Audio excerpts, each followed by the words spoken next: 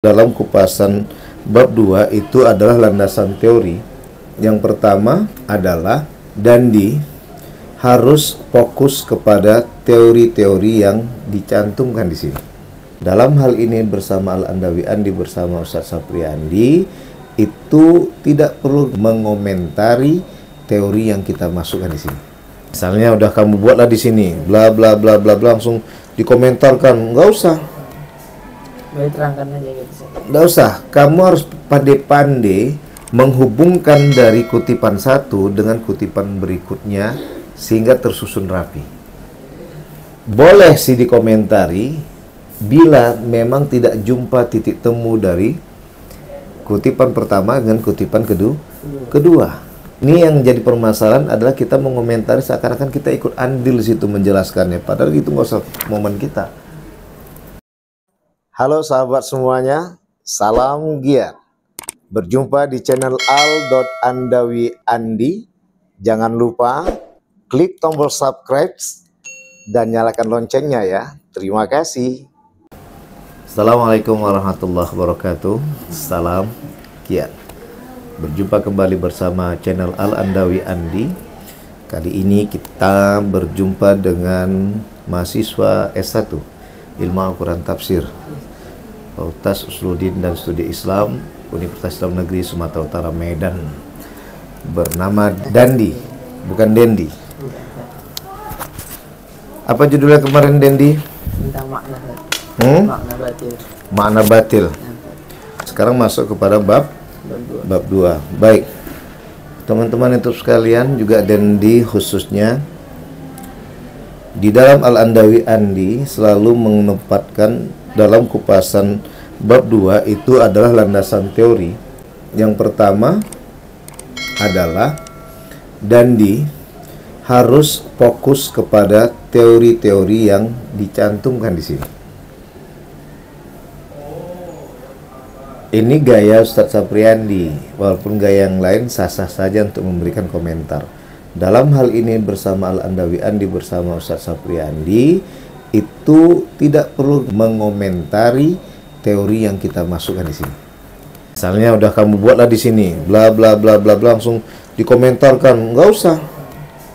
Terangkan aja gitu. Nggak usah, kamu harus pandai-pandai menghubungkan dari kutipan satu dengan kutipan berikutnya sehingga tersusun rapi.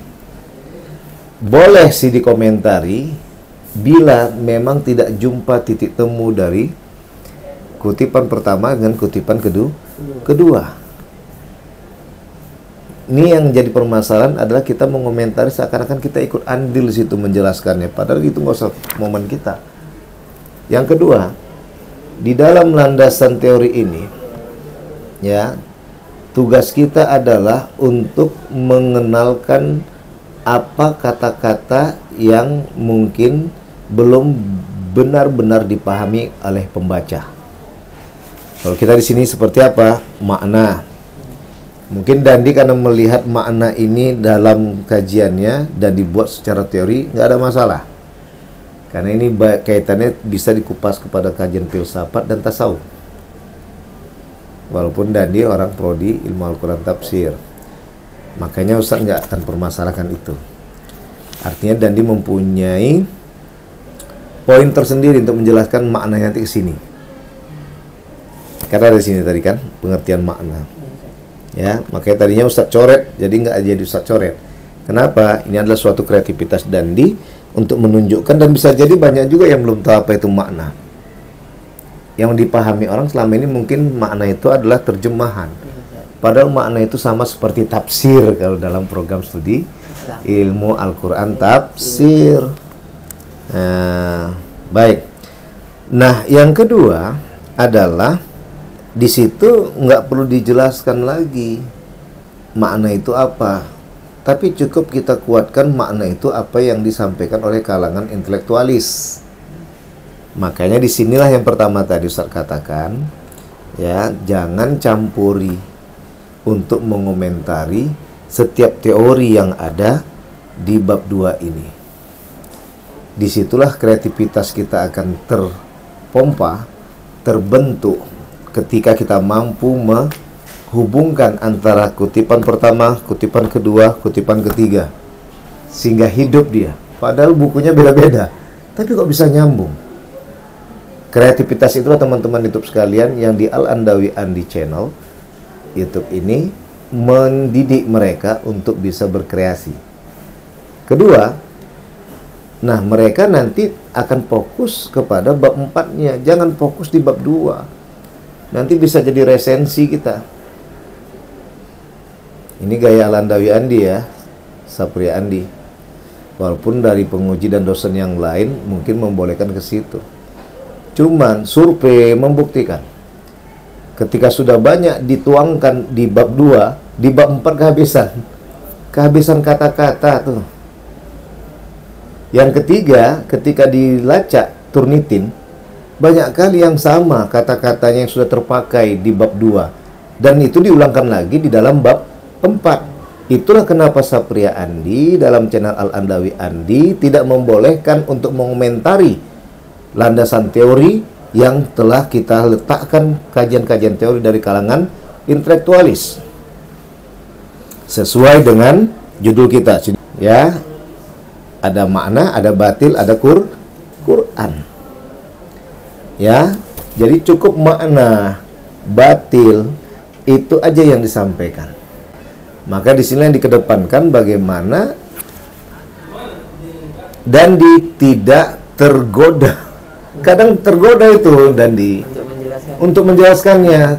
Satu hal teman-teman YouTube sekalian, bagi para peneliti di channel Al-Andawi Andi mengingatkan, jangan sampai tergoda untuk mengomentari ketika kita mulai masuk di bab 2 dalam menulis landasan teori, khusus kajian jenis penelitian kualitatif perpustakaan maupun lapangan. Jadi jangan sampai tergoda untuk mengomentari. Nanti udah kehabisan kajian kita untuk ke bab 4. Gitu ya. Jadi bagaimana? Disinilah cerdasnya dalam channel ini membangun penulisan landasan teori cukup untuk mengenalkan kepada pembaca, inilah teori yang kami maksudkan dari kumpulan kata-kata yang ada berupa judul di penelitian. Paham tadi? Itu bab 2 ya. Jadi ada beberapa hal tadi. Yang pertama adalah cantumkan apa adanya, kenalkan kepada pembaca, itulah yang dimaksud dari makna dan batil. Kalau Quran pun mau dijelaskan lagi, jangan muatan seperti Quran adalah wahyu Allah, jangan, tapi Quran dalam hal yang lain untuk mencerdaskan, melakukan proses perubahan dari sikap yang tidak peduli menjadi sikap yang peduli. Itu sah, itu bagus. Artinya makna Quran itu gitu loh. Yang berkaitan sama judul ya? Yang berkaitan dengan judul. Makanya jangan sampai tergoda untuk kita mengomentari. Yang kedua adalah disitulah akan mengantarkan landasan teori ini kepada pemahaman yang lebih lanjut. Apa yang dimaksud akan dibahas di bab 4 nanti. Nanti takut kita ketika kita komentari di bab 2 di teorinya, nanti digaduhkan orang ketika bab 4-nya beda lagi kajiannya. Makanya Ustadz katakan jangan dikomentari. Bisa dipahami? Oke, kita lihat. Nah, ini makna, kemudian kata makna mengacu. Nah, di sini yang kedua, yang bagian B, Ustadz kembalikan lagi untuk Dandi menyesuaikan dengan teknik penulisannya tuh, kerapian penulisannya tuh. Lihat nanti teman-teman, itu udah saya bahas secara gamblang di YouTube kita di Al-Andawi Andi di judul Cara Rapi Menulis Penulisan Skripsi dan Makalah. Ada 2 part itu teman-teman sekalian. Nanti dibuka itu ya. Baik. Itu untuk bab 2. Ada pertanyaan di bab 2? Kalau untuk yang penulisan itu yang gimana sih yang harus diperbaiki? Ya. Itu nanti udah Ustaz coret-coret. Oh, berarti harus sejajar gitu ya? Iya. Yang sejajar. Oke, itu nanti cara khusus kita bahas. Yang Ustaz jelaskan tadi udah jelas? Insyaallah udah. Berarti kita cuma menjelaskan maknanya aja, cuman jangan terlalu mengomentari. Ya bukan jangan terlalu mengomentari, jangan sampai mengomentari. Kalau bisa jangan sampai mengomentari. Jangan sampai mengomentari. Komentar boleh dilakukan bila ketika teman-teman YouTube sekalian dan Dandi khususnya di saat mencantumkan referensi, menjelaskan apa itu makna, apa itu batil, dan memunculkan referensi yang baru dengan buku yang berbeda dan penulis yang lain, kemudian agak begitu jauh untuk menyambungnya, silahkan di antara referensi pertama dengan referensi kedua kasih komentar cukup sedikit saja. Ya, artinya bagaimana menghubungkan yang di atas dengan yang di bawah. Paham maksud Ustaz? Misalnya yang di bagian pertama itu menyatakan tentang makna adalah muatan yang menjelaskan tentang kata-kata yang dapat dipahami secara seksama. Ini yang disampaikan oleh dalam bla bla bla bla bla. Keseksamaan dalam sebuah kata terpaut kepada penjelasan yang sesungguhnya. Kan gitu ya. Ini kan terikat nih. Tapi ada yang langsung batil adalah bagian makna yang harus dia, kan gitu kan bisa apa kan? Nah, untuk dapat menyikapi, kan di antara ini setelah referensi pertama, untuk dapat menyikapi bagaimana tentang sebuah makna dalam kejelasan sebuah kata yang akan dipahami dengan seksama, maka hal ini dia akan dipaparkan dalam teori berikutnya tentang bagaimana batil itu. Masalah batil, paham? Kayak gitu contohnya. Nah biasanya ada orang yang tidak menggunakan komentar itu, dibuatnya pengertian makna. Yang kedua udah habis makna tadi. Kedua pengertian batil. Jadi ada menghubungkannya. Paham maksud Ustaz? Udah. Ini menarik nih, nanti harus dijelaskan makna itu apa, batil itu apa, makna batil itu apa, korelasinya dengan kehidupan manusia bagaimana, itu cari. Korelasi makna batin dalam kehidupan sehari-hari manusia. Kehidupan manusia kan pasti ada itu dari referensi yang ada. Nah itu aja sebatas itu. Teman-teman YouTube sekalian, yang jadi patokan kita adalah secara teknis. Yang pertama itu bab 1 berisi kurang lebih minimal 8 halaman, maksimal 20 halaman, atau maksimal 18 halaman.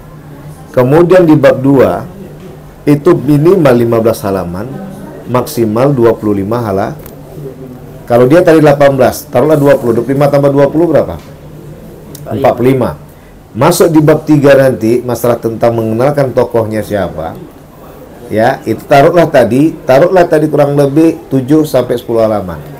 45 tambah 10, 55. Masuk bab 4 paling banter itu 5 sampai 10 halaman. Jadi 65 tambah 10 65 ya, baru tambah bab 4 bab 5 adalah penutup. Itulah kesimpulan dan saran, paling-paling 1,5 halaman atau 2 halaman. Jadi 67. Taruh daftar pustaka 3 70. Itu udah banter maksimal untuk skripsi. Begitu caranya. Jadi yang keempat, teman-teman sekalian, untuk penempatan enggak yang keempat sih, yang ketiga lah. Tadi yang pertama, yang kedua, yang ketiga dalam bab 2 adalah yakinkan bahwa pembaca dan kita sudah paham teori tentang makna dan batil itu, sudah mengantari orang membacanya paham. Sehingga ketika menuju nanti ke bab 4 tidak ada lagi pertentangan. Yang kedua, ketika menuju bab 4 orang sudah nyambung. Inilah yang dimaksud oleh peneliti. Itulah yang keempat, tujuan bab 2 adalah untuk mengantarkan pemahaman yang seksama bagi pembaca agar mengetahui kemana tujuan peneliti itu sesungguhnya.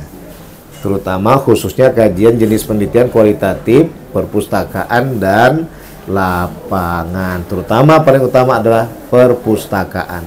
Saya pahami Dandi. Cukup sekian. Sampai jumpa di video berikutnya. Terima kasih. Salam giat. Wassalamualaikum warahmatullahi wabarakatuh.